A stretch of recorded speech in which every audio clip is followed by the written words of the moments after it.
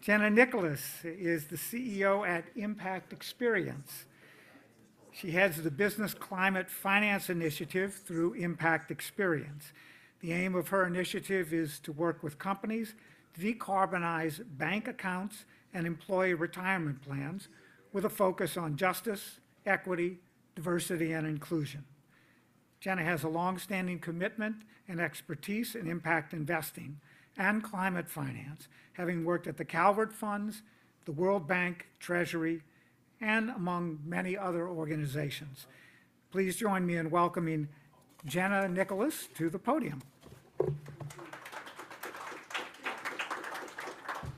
Hi, everybody. Thank you so much for being here. It's really a privilege to be able to engage with you and looking forward to our conversation today.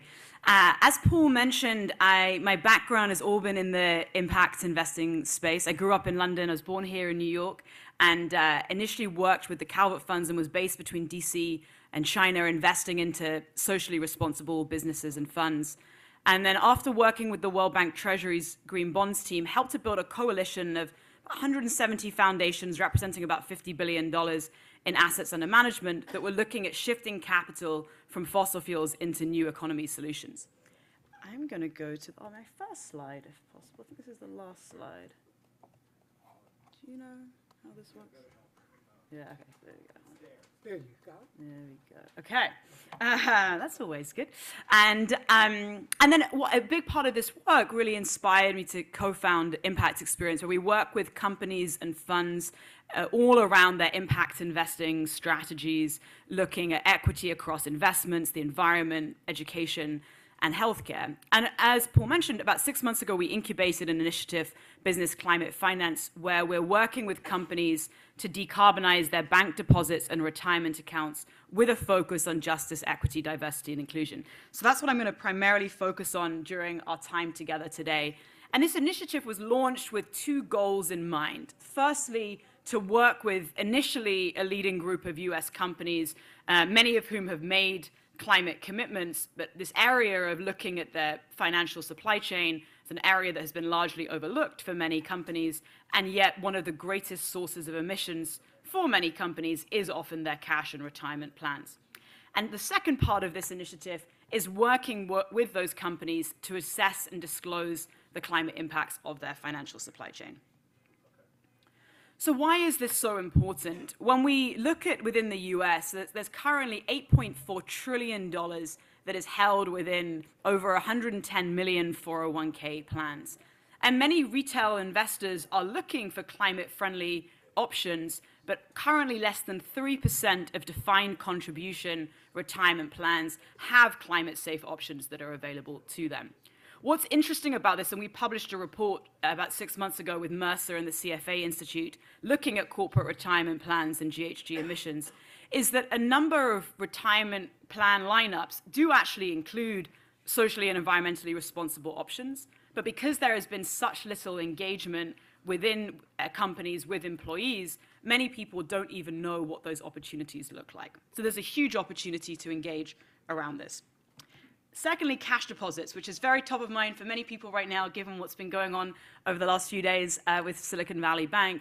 And what's interesting about this moment in time, and a big part of what we've been focused on with this initiative, is as companies, and individuals for that matter, are looking at their banking options, the importance of looking at what does that company do as it relates to thinking about questions around climate and racial equity. And so often we think about cash deposits as being neutral, but in fact, in most cases, that cash that is sitting within banking institutions, for many large banks, that cash is then invested into fossil fuel projects. So the importance of having the transparency and accountability around what's actually happening with our cash. And when we look at the average carbon intensity of US laggard banks, it's 126 kilotons of CO2 emissions per $1 billion deployed. So what does this mean in actuality? It's the equivalency of this $1 billion deployed is the equivalency of 30,000 internal combustion engines going for an entire year. So it's a really significant opportunity. And in looking at February of last year, the 13 of the largest US companies held over $1 trillion in cash within their cash deposits, their treasuries. And so in terms of activating tools within the toolbox, this is a really important opportunity. And furthermore, when we look at the average carbon intensity of companies like Facebook, Google, Salesforce, Microsoft, and others, including the carbon emissions of the cash deposits, it increases total emissions by 91 to 112% on average. And so the importance of looking at, and we've been in deep conversations with the GHG protocol as they're updating their standards, as we think about Scope 3 Category 15 and the financial supply chain of companies, this consideration of cash and retirement plans as part of that. And so how are we going about achieving these goals? There's a four-pronged approach that we're taking as part of this business climate finance initiative. This first part is really around education. So I mentioned the report that we published with Mercer and the CFA Institute, employee engagement within companies around these issues. We have an ongoing community of practice of companies, which connects us to the second point around connecting those companies to climate-friendly options, service providers on both the cash and the retirement side, and all with a focus around justice, equity, diversity, and inclusion as part of that. Thirdly, convening, bringing together groups of companies in off-the-record environments where people can share these tools and resources. And fourthly, leveraging the collective voice of these companies around these issues. So I recommend checking out the report that we published or looking at retirement plans and GHG emissions, and there are parallel reports looking at the cash side, and I'm excited to dive deeper with all of you around this. Here are some of the partners that we have involved as part of this connecting institutions that have an intentionality around looking at climate and racial equity on both the investments, retirement side, and cash side of things. Here's a photo from our launch here in New York. And so what are we asking companies to go about to achieving? So firstly is really looking for companies to look at the full Scope 3 Category 15 emissions. Like currently, each company has a slightly different way in which they're looking at and approaching this, and there's a huge opportunity for the standardization and how we think about the measurement and reporting of Scope 3 Category 15. Secondly, having companies evaluate what is currently within the retirement plan lineups, if there is already socially and environmentally responsible options within those lineups, engaging employees, educating employees that this is an opportunity that they can look at. If it isn't currently an option, including that as part of the lineup, and eventually looking towards the idea of including this actually as a default option within the retirement plans.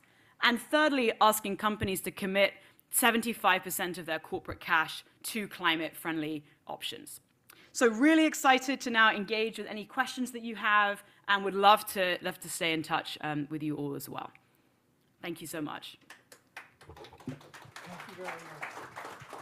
Thank you very much, Jenna. Really appreciate the presentation. And who has questions? Good. Oh, good. Look at all the hands. I'll do it quick.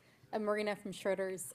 We obviously have an interest in sort of the retirement side as well. The challenge, obviously, right now with sort of the DOL rule and the kind of Biden using his first veto of his presidency to combat, right, what's coming out of Congress, I just concerns me that I think even folks who understand the value of this in portfolios in terms of sort of sponsors, right, may just not want to touch it. It's just hot, you know? So how do you guys sort of deal with that issue? Thank you. It's a really important question, and certainly one that's top of mind, I think, for everyone thinking about these topics. And one just shout out, we've had a lot of conversations actually with the Schroders team, and I think it's great having Schroders and others that have products that companies can be looking at as part of them, you know, thinking about what does their retirement plan options look like. You know, I am sure many of you are very well aware of everything that's been going on with the DOL recently. I think what's so interesting is that what was powerful, I think, about the language that the DOL came out around of saying, you know, retirement plan options companies may consider ESG rather than must consider ESG, which in many ways, you know, gave a lot of opening for companies to have the flexibility of it not being they must do this no matter what. And yet, of course, there's been significant backlash, and now with the veto. So the sad part of the current reality is that I think it's leading to some nervousness on the part of companies around going about this work. What's been really interesting is that we've actually been seeing many companies that are increasing their options as part of their retirement plan lineups, but not making big public splash statements around it because of the fear of lawsuits and the potential backlash around it. So I think the work is still going on. It's just happening in a quieter way than maybe they had planned to be when in the anticipation of the DOL ruling. Please. Yeah, thank you. Andrew Textours from South Pole. You talked about finance emissions in Scope 3, Category 15. We work a lot on that, and I'm wondering, you referenced the GHG protocol. Do you work with PCAF and leverage PCAF as well? Yeah, great question, and also shout out to South Pole. That some of the statistics that I was mentioning around the cash side of things came from a report, the Carbon Bankroll report, that South Pole was very involved with, so thank you for that. Yes, I mean, so we work both with PCAF as well as with the GHG protocol itself. As many of you know, GHG protocol is going through a whole process of looking at what does the next stage look like, and we and a number of other partners that we work with are big advocates for having more clarity around the Scope 3 Category 15. On the PCAF side of things, so our focus, particularly as it relates to cash, is that there's a huge opportunity to unlock capital into community development finance institutions, credit unions, minority deposit institutions. So as many of you saw, Netflix's move of capital to black-owned banks, the opportunity set to shift capital not just based around racial equity, but on climate and racial equity. So that's been a big part of the focus. In parallel to that, there's incredible initiatives like within PCAF and others around working within financial institutions that are looking to decarbonize their own assets and to create products. And so I think all of it is necessary as part of the broader ecosystem. Much of our work has been on this. How do we unlock capital into these incredible financial institutions that have been often overlooked by traditional larger companies? Please. Back here, Jen. My name's Tom Broadbent, Broadbent Consulting and Anadromous Partners. I thought your framing was very clever, Scope 3 and tied to money markets. Is that your primary focus when you're looking at Scope 3 as a firm? That's question number one. And number two is, how does somebody work with you? Thank you. Appreciate the questions. So our firm more broadly does a whole bunch of work within the impact investing space. This is sort of a deep dive within one particular initiative. We do a lot of work more broadly within the environmental space around looking at shifting capital into agroecology solutions. I also separately do some early stage investing into impact-driven businesses and some broader advisory work. So this particular initiative is very focused on Scope 3 Category 15, but it's certainly embedded within a broader set of initiatives, many of which touch base on certainly broader Scope 3, but even Scope 1 and Scope 2 emissions as well. In terms of working with us, so on this particular initiative, if you're interested in getting involved, either as a company that is actively looking at integrating more of a focus around looking at these issues within the cash and retirement plans, obviously really interested in that. If you're working in one way or another within the ecosystem as a service provider, also really interested. More broadly, we work with companies and funds on more of an advisory basis around looking at equity across education, the environment, healthcare, investments. So really open to conversations on that front as well.